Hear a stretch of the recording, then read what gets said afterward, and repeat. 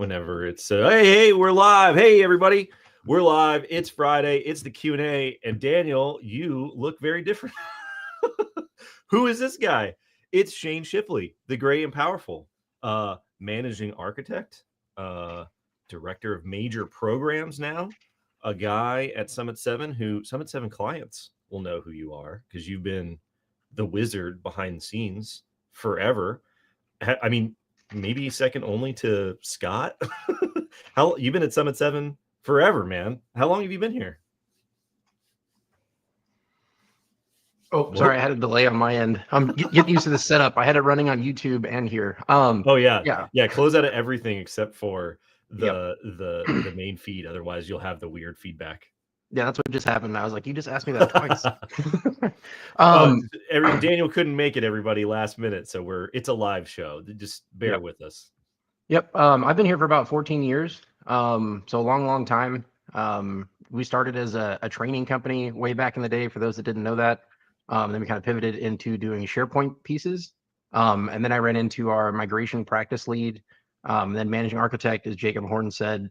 And then I started running our biggest, largest complex projects for the company. And now that Azure Secret is coming about, I'm in charge of the Azure Secret program here at Summit 7. So I'll be working alongside Daniel Akridge, helping sell Azure Secret and our cleared services. Awesome, We're still getting that off the ground though. Yeah, for sure. All right, well, we'll dive into that.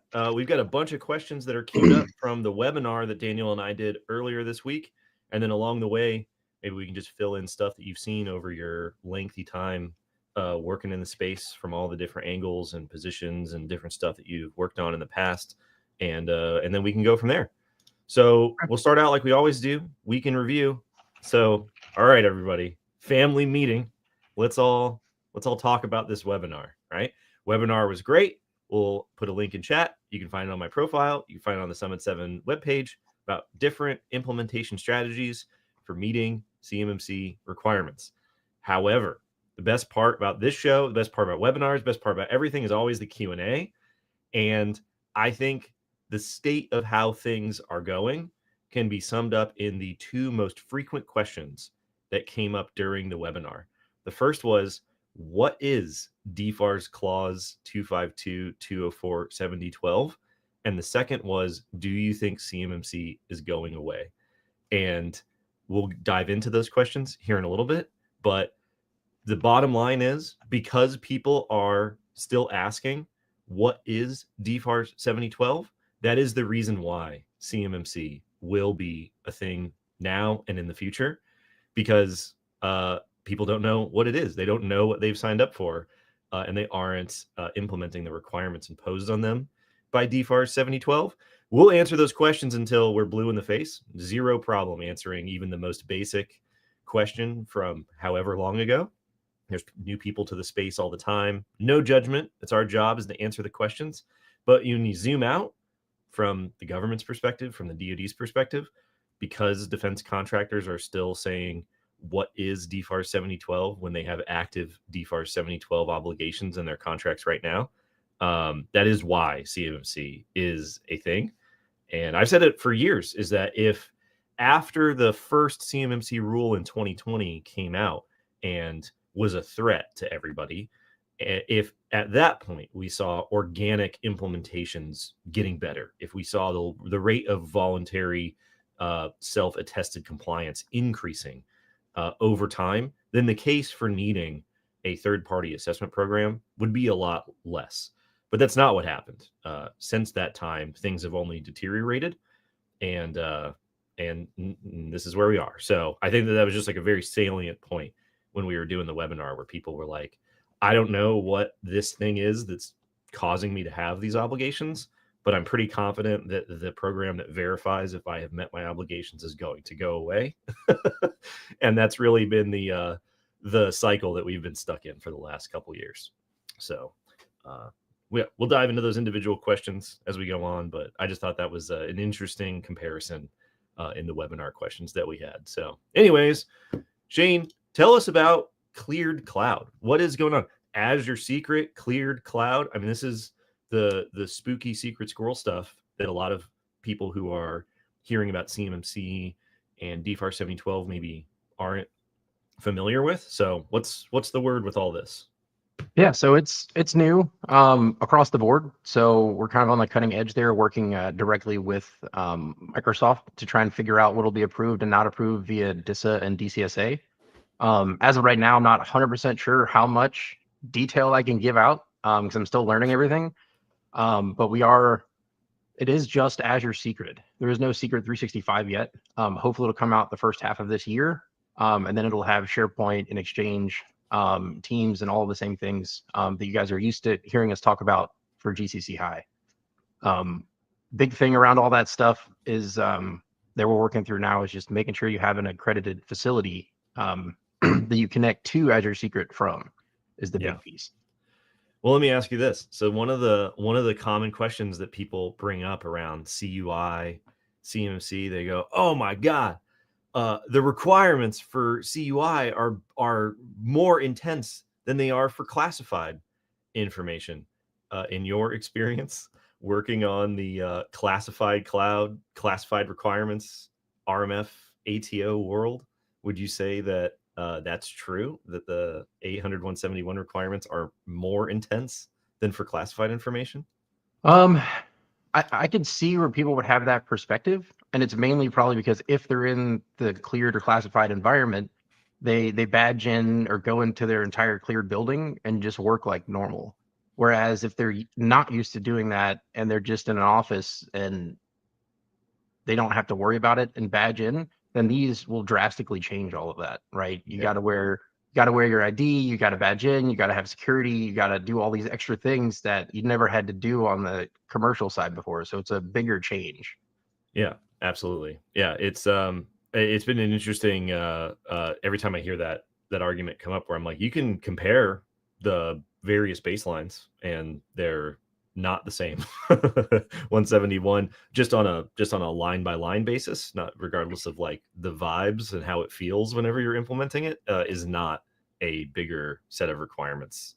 It's not even close. So yeah, because I mean, but yeah, I definitely agree where you could get that perception, like converting a total free for all uncontrolled environment into something controlled could feel relatively more intense than an environment that's already established, right?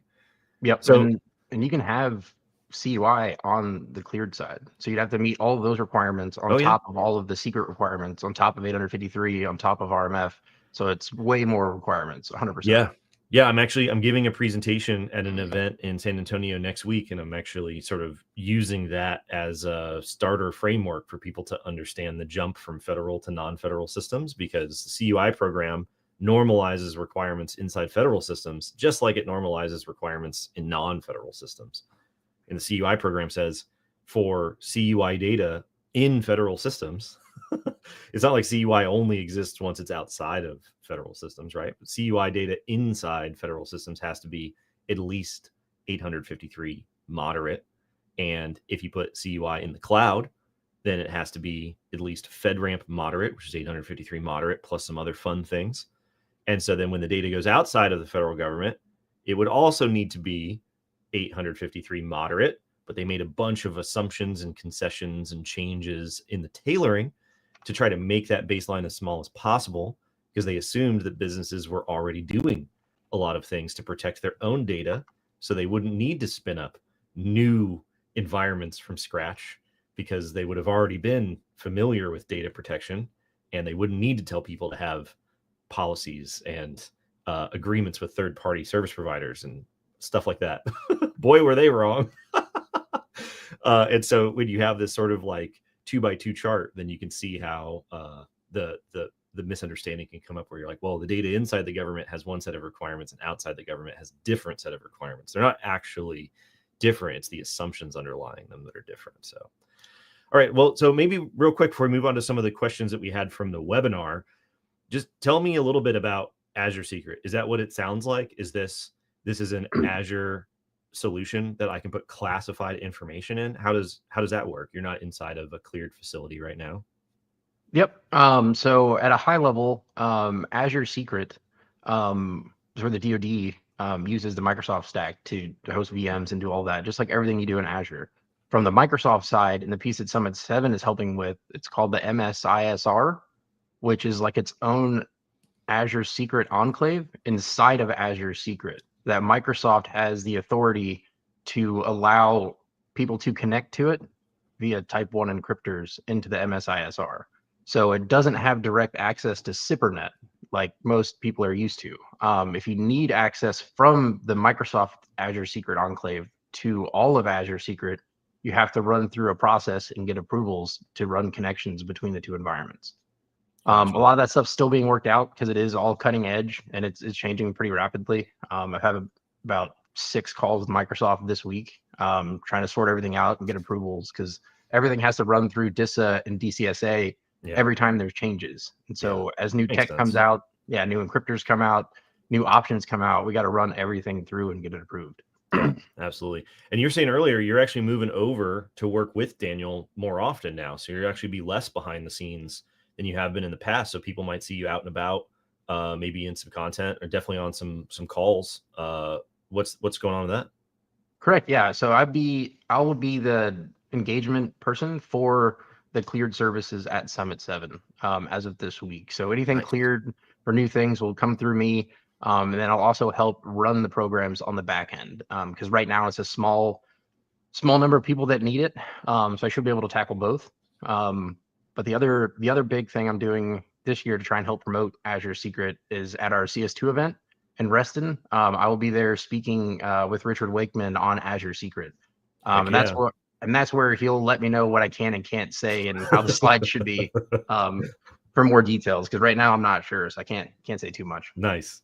Yeah. Well, if you guys haven't registered for CS2 Reston yet, you should check it out. Scrolling across the bottom of the screen is a discount code. We got an in-person option. We got a virtual option if you can't make it. Reston's a nice place. It's close to the airport. It's close to where a lot of people live, honestly. And it's going to be a good time. So it should be great. CS2 is always fun. All right, let's get into some of these questions that got queued up from the webinar. So the most common question, the most frequent question on the webinar Q&A was, what is 7012? Specifically, this combination question here that I put together. What is 7012? How does it affect CMMC level 1? How do we know if we fall under the requirements? What is 7012? Is how it went. So 7012, DFARS 7012, as we refer to it, refers to a contract clause that the DoD puts into their contracts. It is DFARS clause 252.204-7012, which is, you can think of the address of the specific language of this contract clause in the massive tome of defense federal acquisition regulations, which are a subpart of the even more massive tome of federal acquisition regulations. You have FAR, you have the DFARS, which is DoD's supplement to all of those rules for when they buy stuff. This one clause, which is like 13 paragraphs, it's not very long, is the clause that was originally created in 2013 and has been unchanged since 2016. And it essentially says, when you deal with DoD's sensitive unclassified data in your systems, then you have to implement the requirements in NIST SP 800-171. When you put that same DoD sensitive unclassified information, which we now refer to by the banner controlled unclassified information, into the cloud, it has to be at least equivalent to the FedRAMP moderate baseline. And there's some obligations in there for incident reporting, providing access to your systems in case the DoD wants to do an investigation after an incident occurs, so on and so forth. But the center of gravity of this clause is when you're dealing with the DoD's controlled data, you have to implement these cybersecurity requirements. There is no language in this clause that says we're going to ask you to prove that you have implemented these requirements. By accepting the terms of this clause, you are attesting to the government, you are making a statement officially to the government that you will implement these requirements. And that's a little bit of a problem because DFARS 7012 by default goes into all DoD contracts. But the data that triggers these requirements does not necessarily go into all DoD contracts. Now, in the future, after an additional federal acquisition regulation known as the FAR CUI rule goes into effect, This will be much less of a problem because there will be a standardized form that shows up in solicitations that tells you, yes, the work that you are bidding on will involve this type of covered information that triggers these cybersecurity requirements.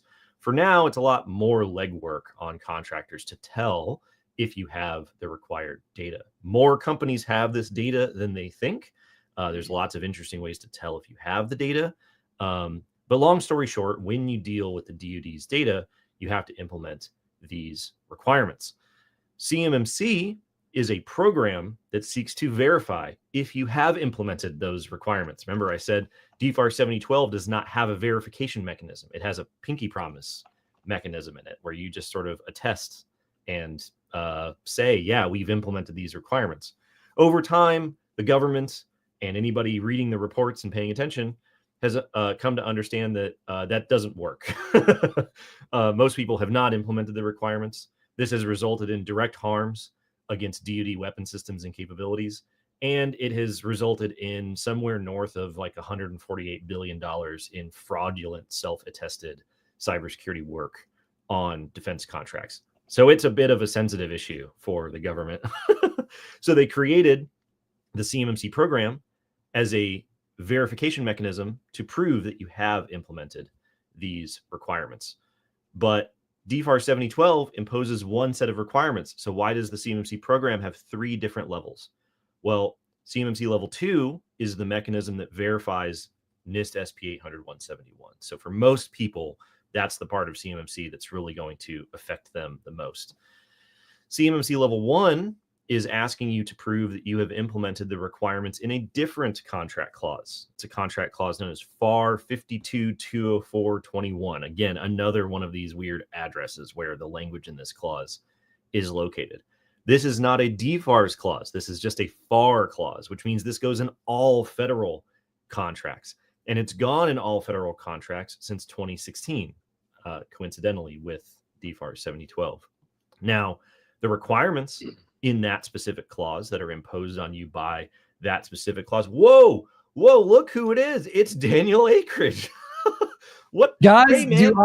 do I have a wild story to tell you?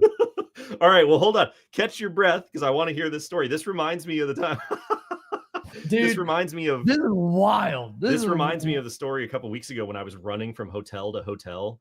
When I was in Northern California, trying to find an internet connection that was solid enough for me to be able to jump on the live stream. And this is way better. This is way better. All right, let me finish the spiel here, and then we'll jump in.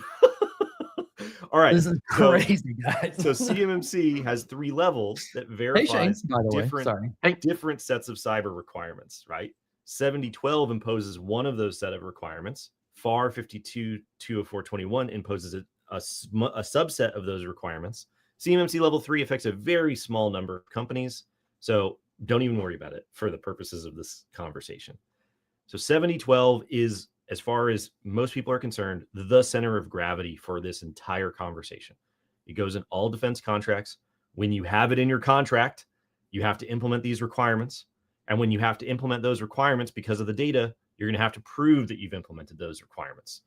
That's essentially what DFARS 7012 is. It's where all the other clauses, all the other CMMC levels, all the other conversations come from.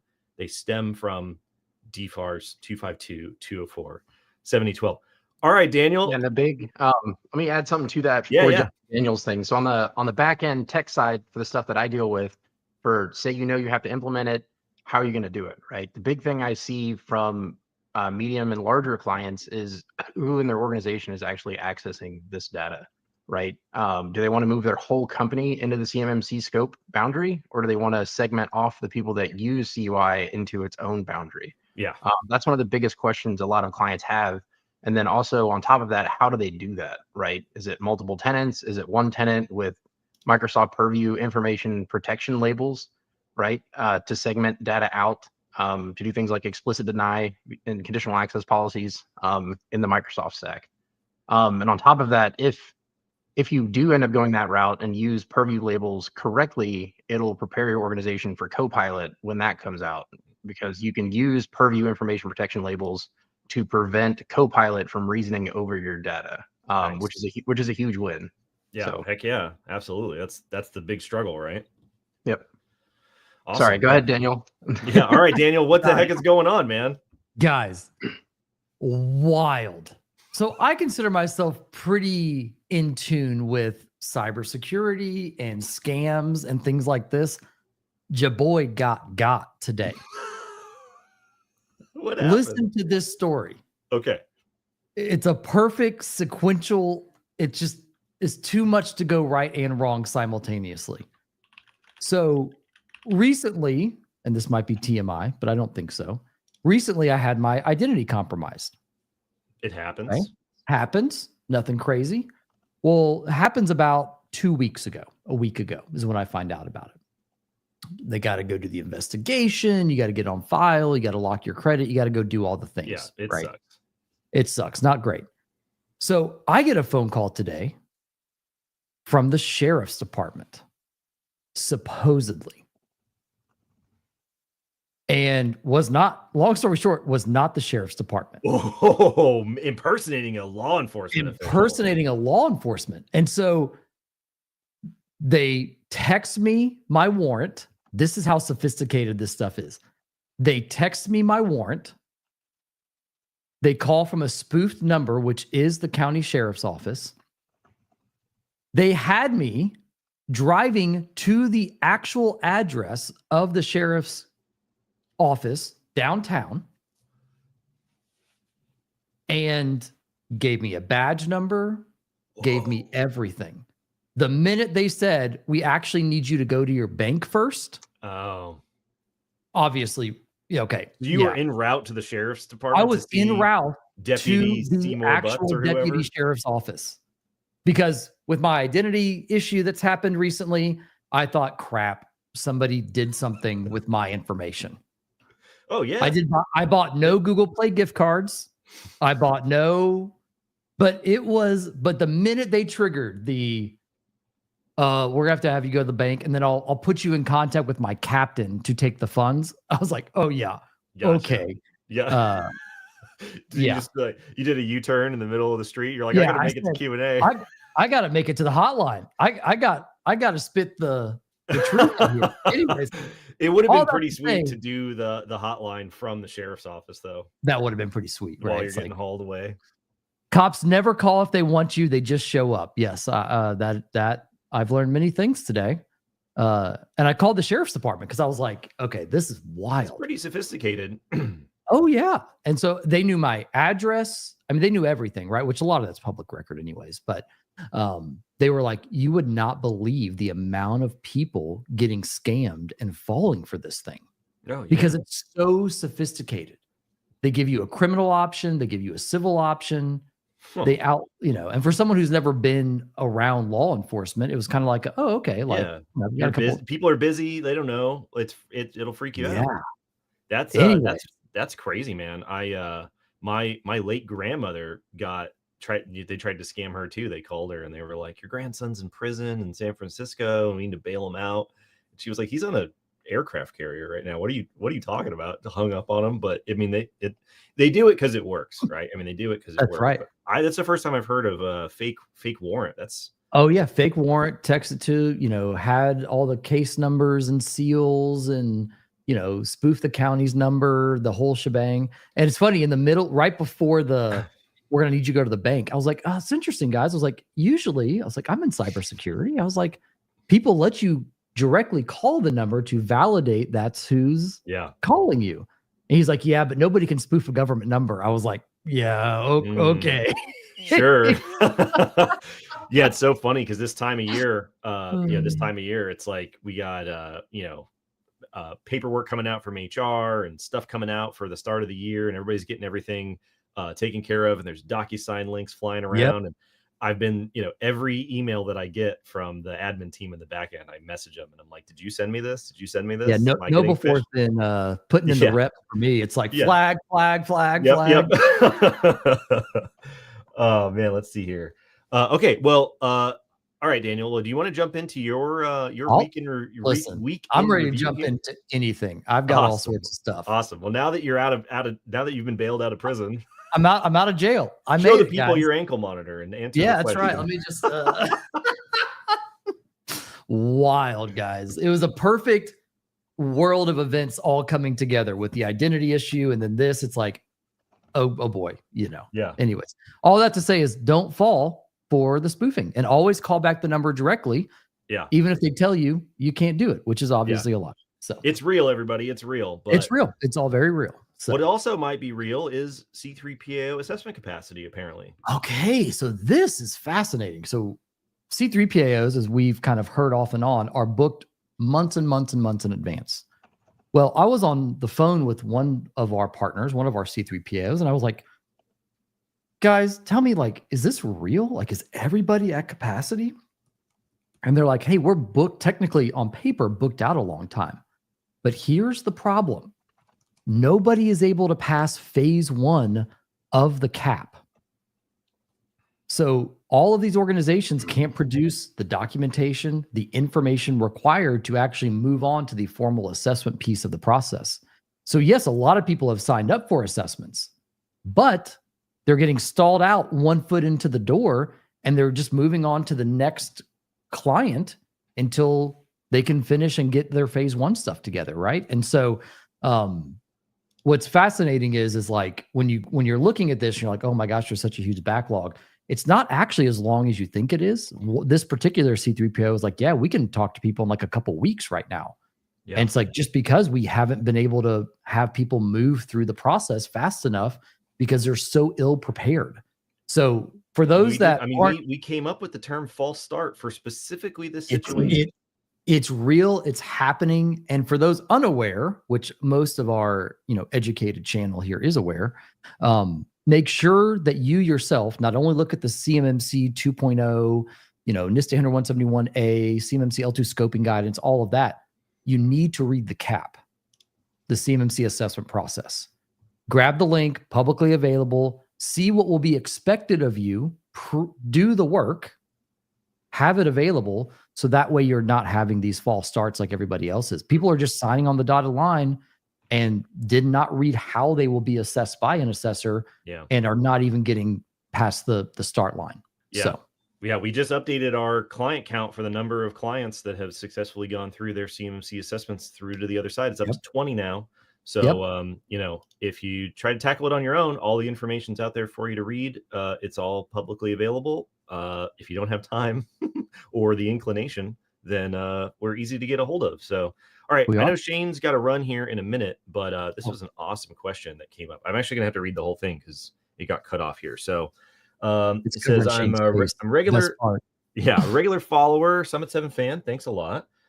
Perhaps a very specific technical question. I have been told conflicting advice by several, quote, experts from several different service providers, consultants, and MSPs, MSSPs. My CUI environment is isolated to a GCC high environment, and I want to use the SharePoint functionality in GCC high to invite external users, subcontractors, to view only CUI documents.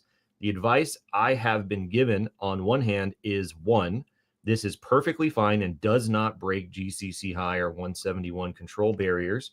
On the other hand, I've been given this piece of advice 2, this is not acceptable at all because it breaks the GCC high barrier, and therefore I will have to buy a tool like Prevail or Kiteworks to exchange data read-only with my less sophisticated and non-cyber mature subcontractors. So let me pull this down so we can see Shane's face. So what's going on here? What's the answer here? There's a lot to unpack there. But first way to think about it, in my opinion, is that you are allowed to send CUI to other organizations, right? You just have to track it as part of your data flow diagram. This is no different, right? You're inviting someone else into your tenant, which is no different than you just emailing them. They're viewing it either way, right? So you're not really breaking the GCC high boundary at all. So from our point of view, you could set up B2B, but one of the big things that we recommend doing is having an onboarding guide for partners in organizations, right? So what I usually tell people is there's 2 or 3 different methods, right? You want to set up B2B connectivity so you can invite guests both directions, set up federated chat, free busy sharing, so you can set up meetings. If your partner is going to be a long-term partner, say a year or more, right? So you're working with another company for a long time, you'd want to set that up. And as part of that, you set up an agreement, a legally binding agreement that you guys both sign that would say, hey, my company is compliant, we're meeting all the controls. They would say the same thing and attest to that. That way, when you're doing your audit and you're tracking your CMMC data flow, you can be like, yes, we send data to this company and they're compliant and you should be good to go there. Yep. The other option is if it's short term, you can always spin up a VDI, right, in your tenant and invite them to use the VDI to collaborate and work on documents, right? Say a month or two long. Those are our two probably most popular options that we have. So yeah, I don't know and some of those 20 clients that we've had go through their assessments use those exact solutions. So they are not. You have been given conflicting advice, and the advice that it is absolutely not. It's an absolute no-go is not correct. Any thoughts here, Daniel? Yeah. So Shane, right in line with what you're saying, there's really two ways to look at this. There's virtual desktops that leave things out of scope, right? In the sense of technology. Now, people are still in scope if they're, the equivalent of processing, storing, or transmitting CUI, right? People can still be objects in scope of a boundary. However, that's not your boundary. That's who you're sending it to. So Shane's right. You would deem this as like an external connection, right? Like, hey, this is kind of where our boundary ends. This is how we're collaborating with our suppliers. But your supply chain program needs to track and to some extent validate and register those guest users, knowing that they do have the ability to receive CUI because they've accepted the DFARS 7012 flow down. Because all you're responsible for at this point from a DMARC is to ensure the flow down has been accepted by the people that you're sharing it with, and that the technology that you're using is compliant all the way to the point that it can be, right? You cannot control their systems, right? Now, a lot of people, to Shane's point, are like, but my suppliers, they're like a 3-person shop. What do I do with that? Right? What do I actually do with that stuff? And so they'll launch VDIs for those companies to be able to take a large burden of the technical requirements off of them. So now they just have to do more basic stuff, right? Security awareness training, background checks for their authorized users. So we have suppliers that are coming to us saying, Daniel, we want you to build us a supplier enclave separate from our corporate enclave, and you guys support our suppliers. That way it lessens the burden of compliance on them. It's a lot lighter lift. And now the large kind of financial burden comes around them actually getting certified. So, yeah. Well, that's an awesome way of describing it. Shane, I know you got a dip. So if you got a dip, thanks for hanging out. If you can stick around, then definitely stick around. Shane, this is actually a the related man. question to the question chat that came up during our webinar. So great timing here. Can a subcontractor operate in a prime's CMMC L2 certified enclave without themselves becoming CMMC L2 certified? No. And I don't yes and no, I guess, is like operating in is doing a lot of work here. That's right. If you are an actual subcontractor with Flowdown, if that prime is acting as the equivalent of your MSP. Now, here's the tricky part of that. Chances are that prime doesn't want you doing other work not related to theirs in that supplier environment. Right? That would make sense. If I'm Lockheed, I don't want you doing Boeing's work in the boundary that I've set up that you're playing in. So yes, can you inherit a lot of controls from your supplier if they are maintaining and running this environment? For sure. Does it exempt people from not having to achieve CMMC, subcontractors? It does not. And you probably don't want it to be. It's the same thing we talk about ENCODE a lot, which is the Army's proposed solution to help fix the small business problem with CMMC. And the problem is they own the data. They own the tenant. So the work you're doing is in their environment, right? So if you're a supplier or more likely a subcontractor with these flowdowns, you're probably going to want control so that you can do CMMC and CUI related work for all of the primes that you're supporting. So long story short, if you're a supplier or a subcontractor using a prime's environment, yes, you can inherit a lot of that if that's going to be your only contract and you don't want to do any more. If you have multiple defense-related contracts, you need to control the environment that the data is being able to flow down to, and you need to control that boundary. So that the recommendation would be, from a business perspective, you need to do your own thing technically it's possible to have a prime basically be your MSP as a hosted solution, but you immediately hamstring yourself because that's the only environment that you're going to leverage for certification. The prime has to go through that assessment with you. Are they even willing to do that? And they're not going to let you do any other supplier work or prime work in that tenant either. Right. Yeah. So there's this interesting friction of business versus technology versus people. The recommendation would be, no, you need to have your own environment and get it certified for all of the defense work that you're doing, not just for this one particular contractor. Yeah. And I mean, there's a bunch of other questions that come up there. It's like, are you going to do work for any other prime? Or are you only going to do work for this prime under this specific contract for this specific period of time? What are you going to do when that ends, or if they make changes? Sometimes when I hear about these government funded solutions, the question in the back of my mind is, what happens during a shutdown? What happens during budget issues? Like, does everything that you operate in just go up in smoke? Like, there's not a lot of, it sounds great, but there's not a lot of, there's a lot of issues that could really torpedo what's going on. It doesn't mean that shutdowns are always going to shut it down. Right. It's more risk than reward in most cases for most organizations. That's just just what it is. Yeah. And I think that if we would have seen, I think that by now we probably would have seen a lot of primes being like, hey, we're going to add as many of our subcontractors as tenants in our solution as we possibly can. That would have happened a while ago, and they're just not chomping at the bit to spend the money on doing it. So it's too much of a corporate risk for them. They don't want to do that. They don't want to be responsible. They don't have resources to jump on assessments with you, right? They're busy dealing with their own stuff. So yeah. Great Absolutely. question. Alrighty, so slightly related from the webinar, a subcontractor is only receiving FCI data on the same contract that has CTI and requires the prime to be certified level 2. Does the subcontractor only have to be level 1 self-certified? So if you're not dealing with CUI, then you don't need CMMC level 2, because if you're not dealing with CUI, the requirements of DFARS 7012 do not apply to you. The problem, right, is that 7012 is still in your contract. And so you've agreed to the requirements when the data is present. You're not always sure when the data is present. Maybe they told you that it's not present and then they change their minds in the future, and you still got the language in your contract, and you can get into a big back and forth mess.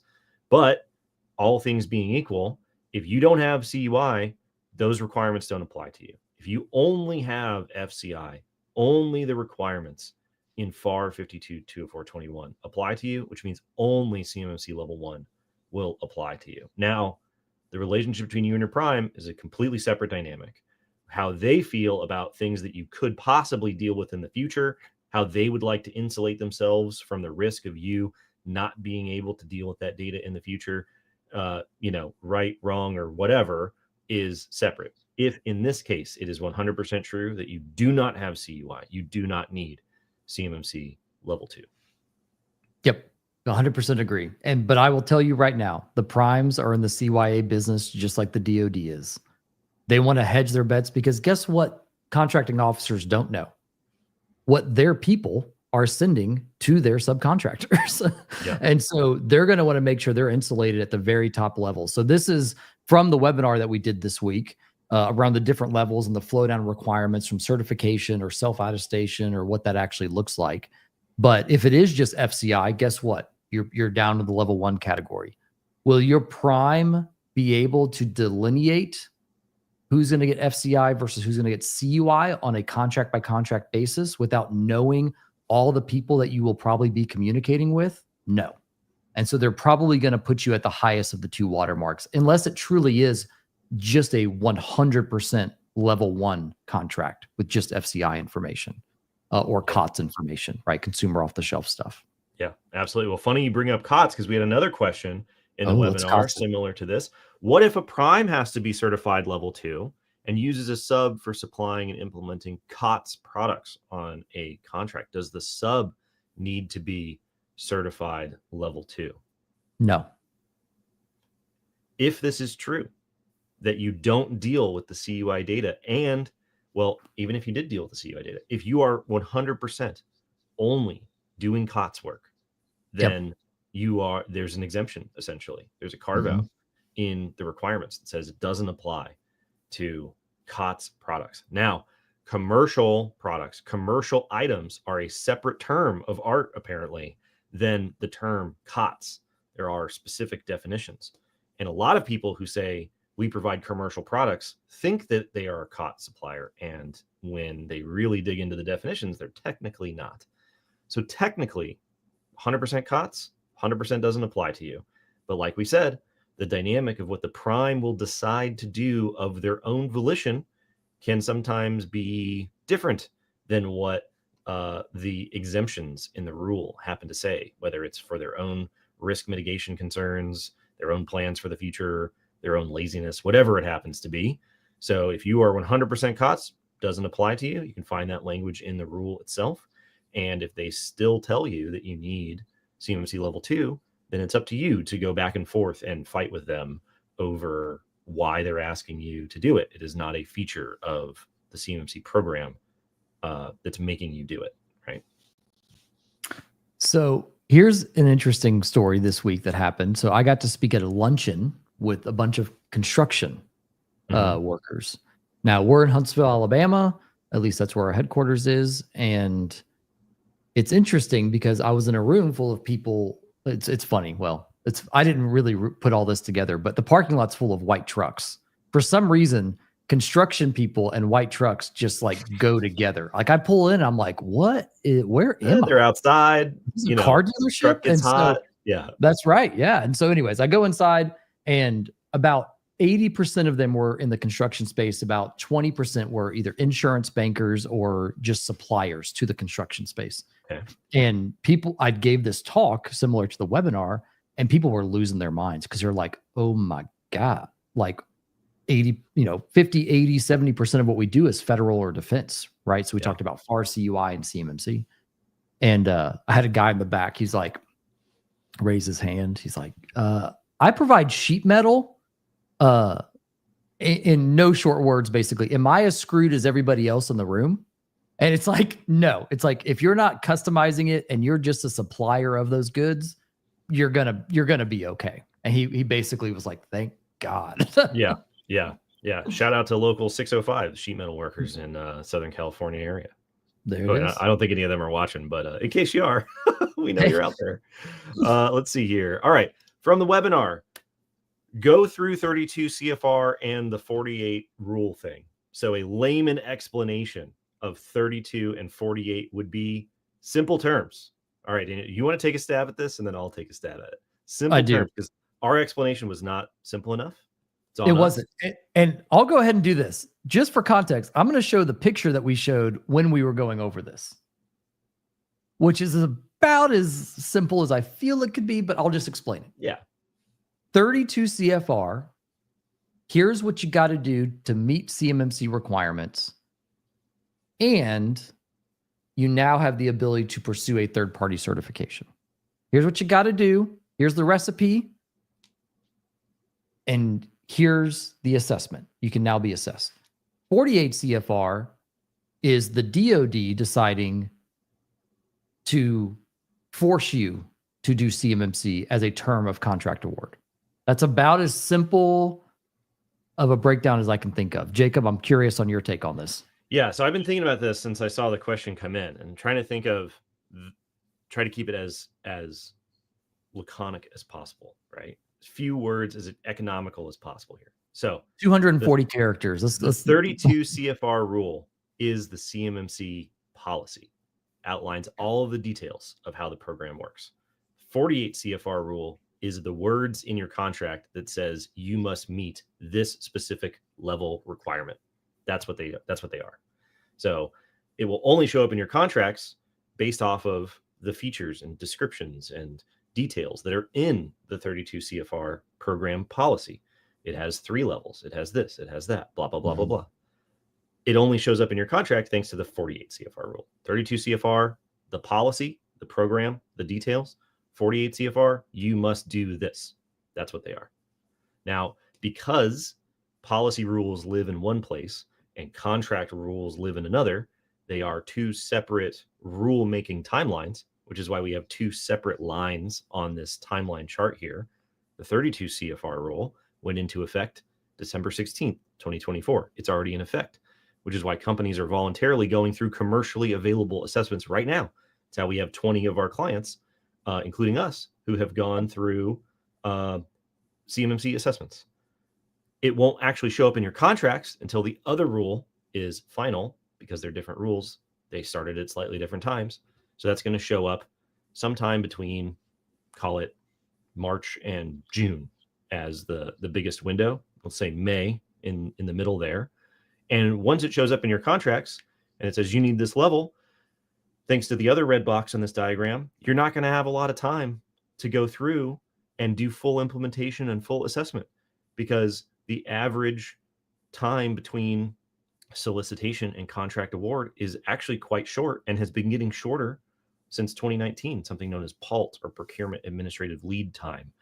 So if the agency or requiring activity or DoD component that you work for has average PALT times of 30, 60, 90 days, then when you first see a contract come out and say you need CMMC level 2 certification, you're going to have 30, 60, 90 days to go get your certification in order to take award. You can still bid on it, but you can't take award of it until you can prove it. And so if you haven't started your implementation yet, projects, which, as the last red box says, can sometimes take upwards of a year for companies to get assessment ready, then you're not going to be able to take award of those contracts. And if you don't have enough runway to bridge that time from when contracts start getting awarded with these requirements until the time that you're ready to take award of those requirements, which according to the gap here could be 3, 6, 9 months, then you have a big problem on your hands. And that's why we have to explain the 2 rules, the different timelines, things like that. There you go. All righty. This is the second most common question. This is the second most common question on the webinar. I get this in my DMs every day. I get it in my LinkedIn comments. It is everywhere. Is the administration going to kill CMMC? I can't tell you the number of emails. John Mark on our marketing team's gotten LinkedIn messages, like the amount of people saying we are suspending our CMMC program until we figure out if Doge or Trump will kill the CMMC program. We don't want to invest the money because we don't know if it's even going to exist in the next, 2, 3, 4, 5 months, right?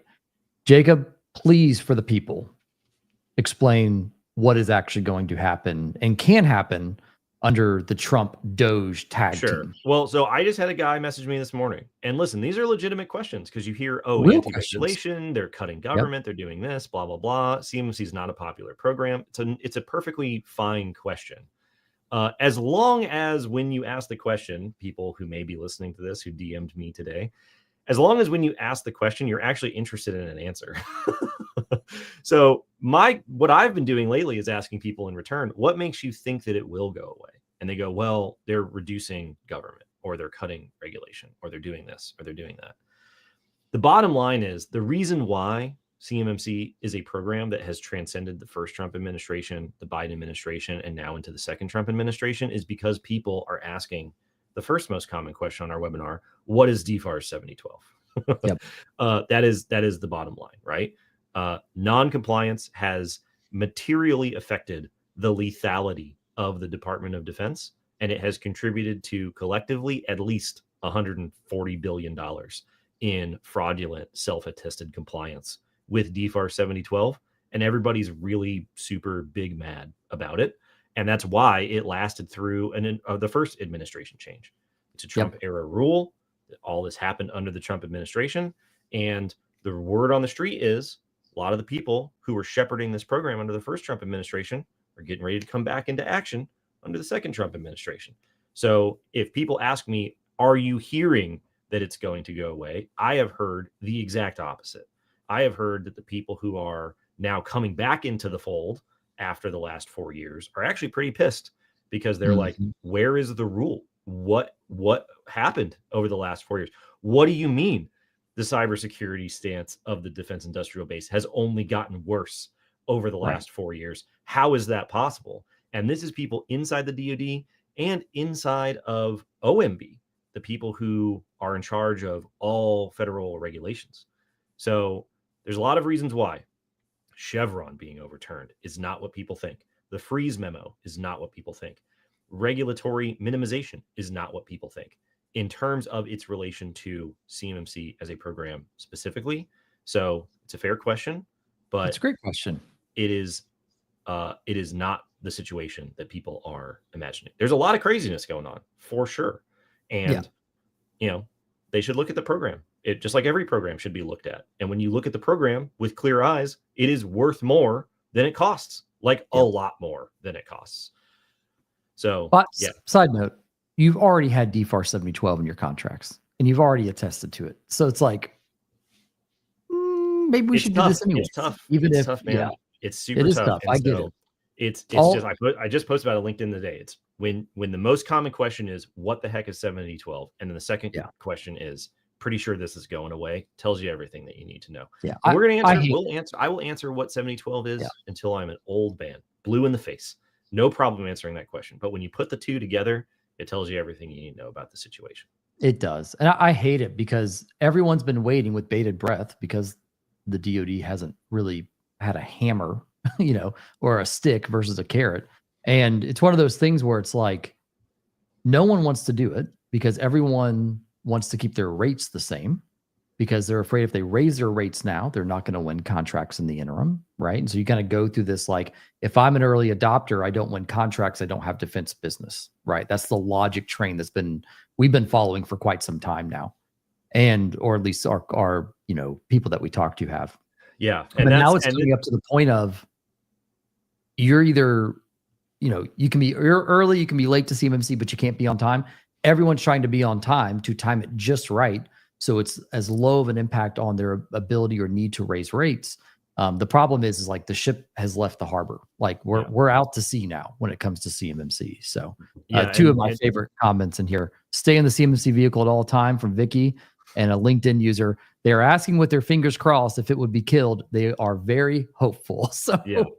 Which listen, I mean, you know, it's a fair question, but this is the situation that you're in, is that when you wait to implement the requirements that you have already attested to until the day that a solicitation comes out with the requirement to prove that you have implemented them, you are now upside down because the time it will take you to go from 0 to implemented to assessed and ready is longer than the time it will take for that contract to go from solicitation to award. And so if you are a small business or a smaller business or even medium-sized business dependent on winning those awards and you're wrong, then you're screwed. And we have been saying this for years. This is why we have said you can't be on time. You have to be early or you will be late, is because you necessarily have to get started on implementation before the CMMC requirement comes out in contracts. And that isn't a bug in CMMC. You have to implement those requirements because of 7012. Right. Yep. And so, you know, that's how you would kind of untangle it. But we've covered that. And let's get into some of the other questions.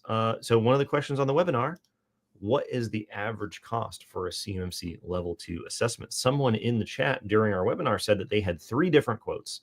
They had a $65,000 quote, a $78,000 quote, and a $105,000 quote. Yep. So somebody did see the mythical $100,000 quote, but just like they said, quite a big range from the different quotes that they had. No details on their environment, number of users, complexity, or anything like that, but pretty big variance. Well, what have you seen, Daniel? So we're seeing on the low end now. So the low end used to be like 20 to 40K during the joint surveillance assessments, right? Everyone's getting their feet under them. They were trying to get the, you know, the rhythm down, I guess, organizationally with all the assessors. We're now seeing 40 to 80K, 40 being the base for any assessments, 80K being a little bit on the higher end. 40K is more single site, you know, 30 people, right? Small environment, or very, very, very small enclave. But yeah, I mean, 40 to 80K, we've seen that pretty consistently in the industry. And a lot of it is premium for accelerated timelines, right? I know we talked earlier about a lot of organizations can't get past phase 1. You know, they're booking these assessments and can't get past the starting line. So it's opening up the books of a lot of these assessors, say we can take on more people because nobody's actually ready yet, right? And so I think you're going to pay a premium for the speed at which you can be assessed. But yeah, 40 to 80K is not unreasonable from what we've seen from multiple people. 6 figures, again, it's kind of a mythical number. It obviously is real because somebody received a quote, but I would have to imagine a fairly complex environment to need a 6-figure assessment. Yeah. Multiple Definitely not the physical sites average. with multiple physical sites with varying, physical access controls, right? Like just, it would have to be pretty significant, I think, to do that. Yeah. Okay, let's see. Do we need NIST SP 800-171 revision 2 or revision 3? As of this time in the timeline, it is SP 800-171 revision 2 until further notice. Even the FAR CUI rule specifies 800-171 revision 2, even though it came out after 171 revision 3 is the official version. Future versions of CMMC, call it CMMC 3.0 if you will, will specify 800-171 revision 3, but for right now you will be assessed against 800-171 revision 2. If you look closely at your language in DFARS 7012, it doesn't specify a revision. It says you have to implement the most current version at the time of the solicitation, but that was taken care of maybe 6 to 8 months ago when the DoD issued what's known as a class deviation that said disregard that specific language in 7012. We're only worried about 171 revision 2. So anytime you hear somebody say that the requirements are constantly changing and there's no certainty and everything is up in the air and blah, blah, blah, you've been required to implement NIST SP 800-171, this specific version, since it came out. Another version has come out and you're still required to implement this version. It's been like 7 years now. So it's always been that baseline. It won't change until the next version of CMMC, probably not for a year and a half, 2 years. People ask us, hey, if we were to start a CMMC program from scratch, should we just go ahead and future-proof us with Rev 3? And the advice has been there's so much information around how people are assessing controls, how to implement Rev 2 controls. Even now, we'd recommend defaulting to a Rev 2 implementation if you're starting from zero, right? No need to future-proof yourself when there's so much education around Rev 2 and how to get there to CMMC level 2. Anyways, that's just kind of a little side note. If you guys are just on your journey, Rev 2 is the requirement. Rev 2 is what you should do. Don't worry about future proofing until later on. But yeah, we have a couple comments here about the assessment question a second ago. So Mike, I have seen quote for 2 people, subject matter experts, 2 computers, 1 home office, 40K, and a second quote for 50K. They're going to do other work. So yeah, I mean, that's real. That's the bottom that we've seen is about 40K now. And then the question before it, Jacob, doesn't it depend on how well you have been securing your own environment? If nothing high, if good hygiene, a lower price, I'm assuming is what this is in context to. And the answer is no, because an assessor doesn't really know how good and or bad you are without going through an assessment, right? They can ask some general probing discovery questions, but they don't want to actually, they can't actually conduct a pre-assessment, I guess you could call it, to know how good or bad you are before formalizing that assessment. So yeah, 40 to 80K is the bands that you're going to play with every 3 years, or you have significant architectural or boundary changes. You'd have to trigger yet another CMMC certification within that 3-year period as well. Yeah, absolutely. All right, question from the webinar. If one of our offices is working out of the USA, does that working, I guess, outside of the USA, does that office also need to be CMMC certified to bid on a contract which has CMMC requirements per the rule?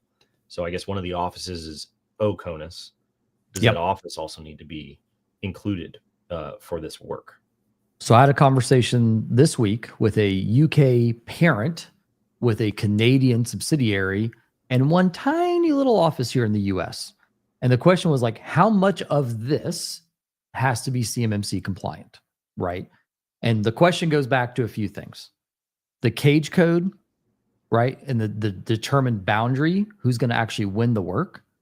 What is now called a DoD UID, which is like the actual assessment scope of the assets and the people and the physical sites that are in scope of that as well. Also represented by cage code. And the question is, if you're going to execute the contract, if you're going to be awarded the contract, and that location is not in your CMMC boundary, you cannot be awarded the contract. So my question back to people when they ask this is, I ask them, which organization is going to be the one that's awarded the contract? And if it's a contract requiring a certification and one of the other locations is going to be a sub, or one of the other is going to be a sub to that contract, that flow down of certification is going to go to them, and they also have to possess a certification. So long story short, who's going to win the business?